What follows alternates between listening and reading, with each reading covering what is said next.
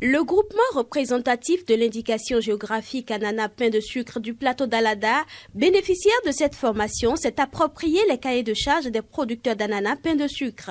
Cette formation a donc permis aux acteurs de la filière de se remémorer les principes qui encadrent la production et la commercialisation de ce produit. On ne peut pas parler de l'IGP sans parler de cahier de charges et du plan de contrôle. Et je voudrais nous rappeler que le cahier de charges en question, c'est le cahier que nous avons écrit nous-mêmes. Et on a besoin donc de temps en temps de nous regrouper, de faire une formation, un recyclage par rapport à ce cahier-là pour pouvoir respecter les principes et les normes que nous nous sommes donnés nous-mêmes. On n'entend pas cahier de charges quoi? Particulièrement les conditions que les initiateurs de cette indication géographique ont suggéré et qui a poussé l'OAPI à aller vers la protection et l'enregistrement de cette IG. C'est vous-même qui avez pris ces engagements. Et on dit souvent que l'obéissance aux lois qu'on s'est prescrites est liberté.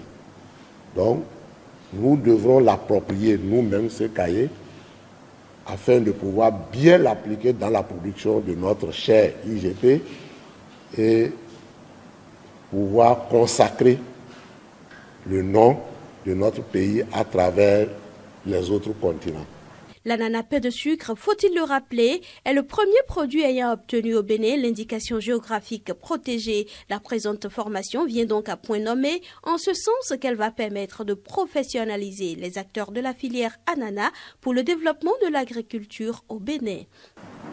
Cette formation, nous pouvons vous rassurer, est très importante pour nous parce que ça permet de clarifier les cahiers de charges et le plan de contrôle.